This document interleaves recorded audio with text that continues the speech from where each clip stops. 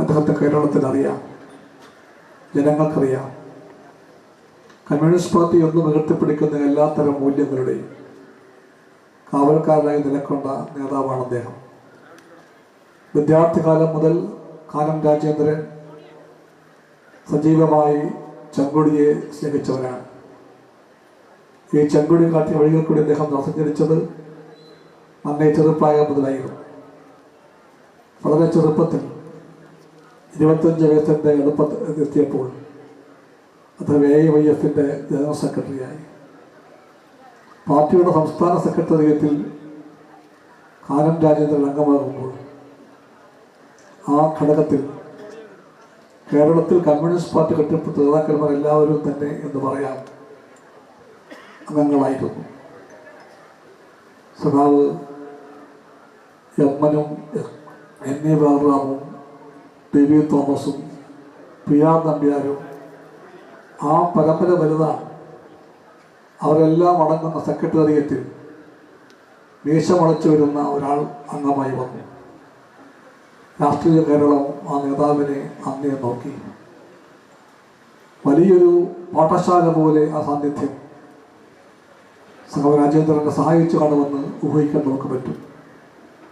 ആഴമേറിയ ചർച്ചകൾ, ജനങ്ങൾക്ക് കൽപ്പിക്കാൻ പ്രാധാന്യപ്പെട്ട ബോധ്യം, കമ്മ്യൂണിസ്റ്റ് മൂല്യങ്ങളുടെ മഹത്വം, അതെല്ലാം നിരന്തരമായ ചർച്ചാ വിഷയമായ ആ സെക്രട്ടേറിയറ്റിൽ രാജേന്ദ്രൻ ഏറ്റവും പ്രായം കുറഞ്ഞ ആളാണെങ്കിൽ പോലും സജീവമായ പങ്ക് വഹിച്ച ഒരംഗമായിരുന്നു.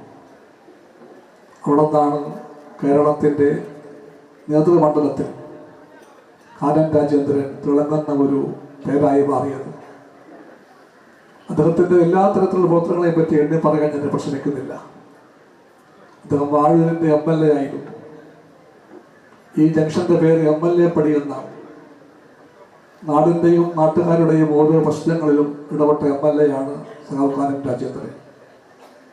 അദ്ദേഹം തുടർന്ന് പാർട്ടിയുടെ ജില്ലാ സെക്രട്ടറിയായി, AITC ജനറൽ സെക്രട്ടറിയായി, പാർട്ടിയുടെ സംസ്ഥാന സെക്രട്ടറിയായി, ദേശീയ സെക്രട്ടേറിയറ്റ് അംഗമായി.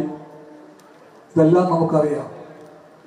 എവിടെയെല്ലാം ഇടപെട്ടു അവിടെയെല്ലാം സഖാവ് കാനം രാജേന്ദ്രൻ അദ്ദേഹത്തിൻ്റെതായ ഒരു വ്യക്തിമുദ്ര പതിപ്പിച്ചിട്ടുണ്ട്. ഇന്നലെ കോട്ടയം നഗരത്തിൽ നടന്ന ബസേലിയസ് കോളേജിൻ്റെ അങ്കണത്തിൽ നടന്ന ആ സമ്മേളനത്തെ പറ്റി പറയുകയുണ്ടായി ഇവിടെ പലരും.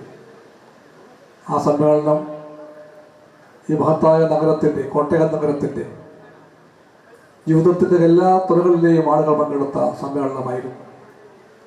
രാഷ്ട്രീയ പ്രവർത്തകന്മാർ മാത്രമല്ല പങ്കെടുത്തത്, കലാകാരന്മാരും സാഹിത്യകാരന്മാരും ബുദ്ധിജീവികളും എല്ലാം പങ്കെടുത്ത ആ കൃത്യമായ സമ്മേളനം ഉദ്ഘാടനം ചെയ്തത് ഇവിടെ പറഞ്ഞു ബാബാ തിരുമേനിയായിരുന്നു, ഓർത്തഡോക്സ് സഭയുടെ പരമാധ്യക്ഷൻ.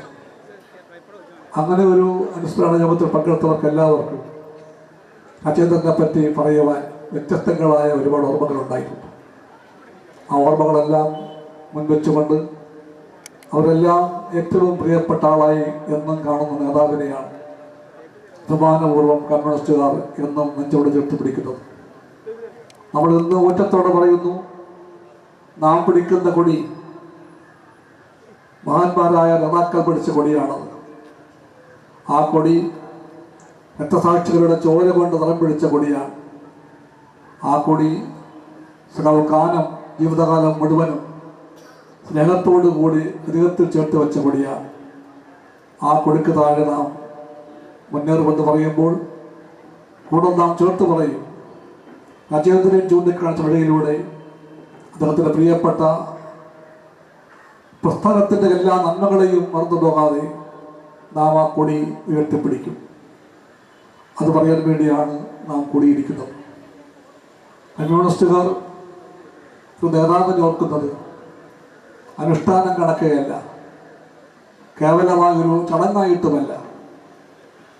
നാം അത് ചെയ്യുമ്പോൾ വർത്തമാനകാലത്തിൻ്റെ കർത്തവ്യങ്ങളെ പറ്റിയുള്ള ബോധ്യത്തിൽ അടിവരയിടുകയും അതുമായി ബന്ധപ്പെട്ട പ്രതിജ്ഞ പുതുക്കലുമാണ് നാം ഏറ്റെടുക്കേണ്ട ദൗത്യമെന്ന് അറിഞ്ഞുകൊണ്ടാണ് നാം എല്ലാവരും ഈ ചടങ്ങിൽ പങ്കെടുക്കുന്നത്. സഖാവ് കാനം ഒരു വഴികാട്ടിയായിരുന്നു. ഇവിടെ ചൂണ്ടിക്കാണിച്ചല്ലോ, പ്രതിബന്ധങ്ങളും പ്രയാസങ്ങളും എല്ലാം ഉണ്ടാകും രാഷ്ട്രീയ ജീവിതത്തിൽ.